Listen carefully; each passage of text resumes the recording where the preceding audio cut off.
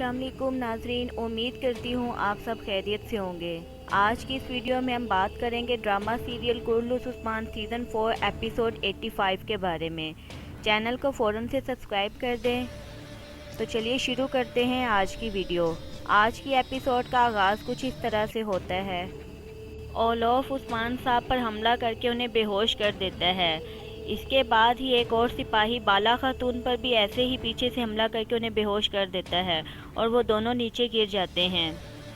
को सिपाहियों से कहता है कि डिब्बे आगे लाओ। फिर दोनों डिब्बों में उस्मान साहब और बाला खातून को बंद कर दिया जाता है और सिपाही इन्हें यहाँ से लेके चले जाते हैं। इधर दूसरी तरफ बुरहान और उसके सिपाही जब जंदान खाने में अंदर आते हैं तो वहाँ पर कोई भी मौजूद नहीं होता। शेख उताई कहता है यहाँ पर तो कोई भी मौजूद नहीं। इसके दौरान अलचीचक वहाँ पे आ जाती है। आग तैमूर कहता है तुम यहाँ पर क्या कर रही हो। अलचीचक कहती है कि वो लोग तुम्हारा पीछा कर रहे थे। बुरहान कहता है यहाँ पर कोई ना कोई तो राज ज़रूर है। एक उताई कहता है हम अपने सरदार को कैसे ढूंढेंगे। यहाँ दूसरी तरफ आयशा खातून और कुमराल अब्दाल साहब उस दुकान के अंदर दाखिल हो जाते हैं। आयशा खातून सिपाहियों से कहती है मेरे भाइयों, आवाम का तहफ़्फ़ुज़ हम पर मुनहसिर है। हम यहाँ से तब तक नहीं जाएंगे जब तक कोई सुराग हमारे हाथ ना लग जाए। हर जगह की तलाशी लो। फिर वो वहाँ पे सब ढूंढना शुरू कर देते हैं। कुछ देर के बाद उनके हाथ एक डिब्बा लगता है। वो उस डिब्बे को खोलते हैं। उस डिब्बे में से बहुत ही ज़्यादा बदबू आ रही है। आयशा खातून नज़दीक होकर कहती हैं ये क्या चीज़ है। कुमराल अब्दाल साहब कहते हैं पीछे रहो, इसे कोई भी ना छूना। कुमराल अब्दाल साहब जब डिब्बे का मुआयना करते हैं तो इन्हें पता चल जाता है कि वही जहर है। अलजन खातून कहती है अब तो ये बात वाज़ेह है कि जहर के पीछे मार्था का ही हाथ है। आयशा खातून कहती है अगर जहर उनके पास है तो इसका तरियाक भी उनके पास होगा। अलजन खातून कहती है कि वो ऐसा क्यों कर रहे हैं। आयशा खातून बताती है कि अस्मा सुल्ताना बहुत तेज़ है।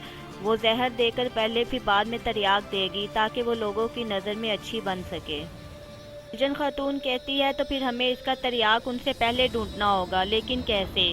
तो आयशा खातून बताती है इसके लिए हमें मार्था तक पहुंचना होगा। दौरान कुमराल अब्दाल साहब कहते हैं कि हमें तरियाक मिल गया। आयशा खातून कहती है अगर ऐसी बात है तो अल्लाह का शुक्र है। फिर सिपाही और आयशा खातून और कुमराल अब्दाल साहब इस दुकान से चले जाते हैं। दूसरी तरफ इस्माइल सुल्ताना और बेअंदर बे जंदान खाने में दाखिल होते हैं और बेअंदर बे इस्माइल सुल्ताना से कहता है यहाँ पर तो कोई भी नहीं है वालदा सुल्ताना। उस्मान साहब और बाला खातून यहाँ से भाग गए। ये सुनने के बाद ओक्तम साहब की आंखें खुली की खुली रह जाती हैं। ओक्तम साहब कहते हैं ऐसा कैसे हो सकता है, वो इतने सिपाहियों के दरमियान से कैसे भाग सकते हैं। बेअंदर बे कहता है मैंने तुम्हें कहा भी था वो यहाँ से भाग जाएंगे। मैं सुल्ताना बेअंदर बे से कहती है बेअंदर बे खामोश हो जाओ, वो दोनों भागे नहीं बल्कि यहाँ से अगवा हुए हैं। ने कांता कुर्नुस और ओलोफ को यहाँ पर भेजा था, उन दोनों ने इनको गवाह कर लिया है और ये बात हम सबके दरमियान रहेगी। सुल्तान अलाउद्दीन और लोग यही समझेंगे कि उस्मान और बाला यहाँ से भाग गए हैं। तुम सब ने मेरी बात सुन ली। कल हम फजर के वक्त सब लोगों को बताएंगे कि उस्मान और बाला जिंदान खाने से भाग गए हैं। दूसरी तरफ बुरहान और अलाउद्दीन शेख नाना के पास बैठे होते हैं। अलाउद्दीन पूछता है शेख नाना क्या उन्होंने आपको बहुत अजियत दी, क्या उन्होंने मेरी वालदा को भी बहुत अजियत दी होगी। बाली साहब कहते हैं बिल्कुल, ये जान बनी ही तकलीफ़ों के लिए है, लेकिन हम तकलीफ़ों से गुजर कर ही बहादुर बनते हैं। दौरान मलहून खातून और आग तैमूर अपने सिपाहियों के साथ अंदर दाखिल होते हैं।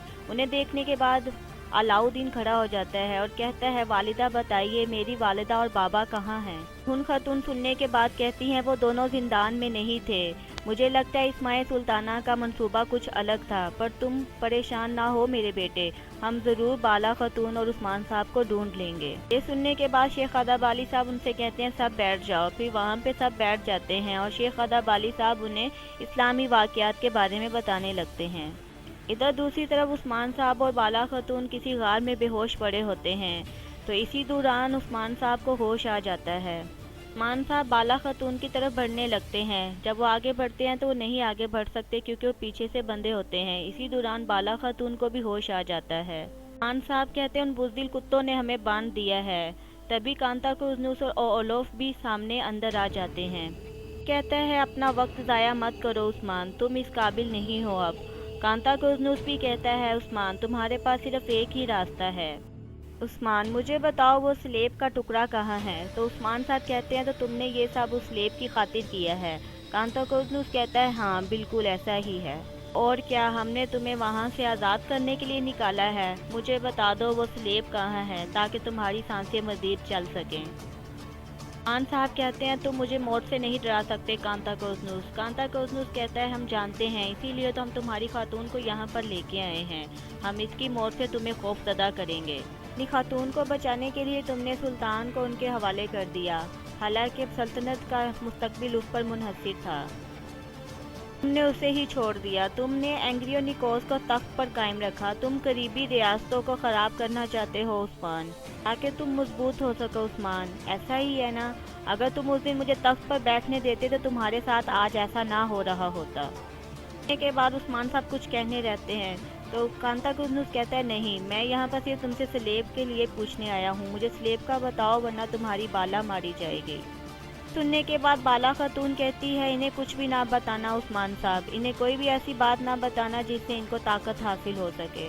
सुनने के बाद उस्मान साहब कहते हैं क्या तुमने सुना, हम मौत से नहीं डरते, इसी तरह हम एक दूसरे की मौत से भी नहीं डरते। मौत सिर्फ एक छोटी सी जुदाई है, असल ज़िंदगी मौत के बाद है। अगर तुम मुझे मार देते हो तो तुम कुछ भी हासिल नहीं कर पाओगे, लेकिन अगर तुमने मेरी बाला को मार दिया तो तब तो तुम बिल्कुल भी कुछ हासिल नहीं कर सकोगे।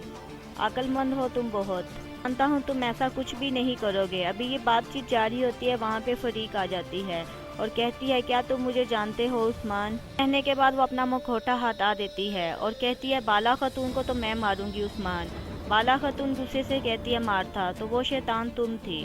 फरीक इस पर कहती है हाँ मैं ही मारता हूँ, मैं ही फरीक हूँ। ये कहने के बाद वो बाला खातून का गला अपनी बाजू से दबाने लगती है। फरीक उस बाला खातून को मुसलसल अजियत दे रही होती है। मान साहब गुस्से से कहते हैं छोड़ दो मेरी बाला को। इसके बाद कांताकोज़नुस कहता है फरीक क्या तुम वाकई में बाला खातून को मार दोगी?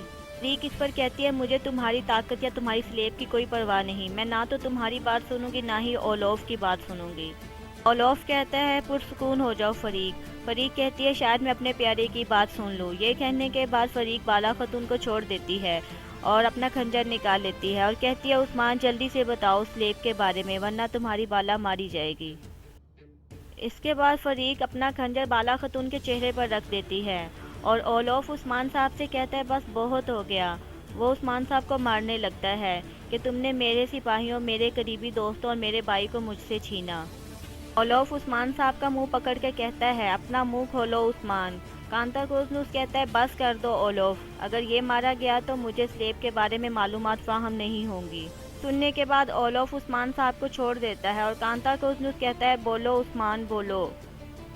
तो दूसरी तरफ मानवारा जंग किले में अस्माए सुल्ताना गुस्से से पागल हो रही थी और अपने सिपाहियों से कह रही थी फौजियों को बुलाओ और उस्मान साहब को ढूंढो। क्या तुम लोगों ने ऐसे किले की हिफाजत की?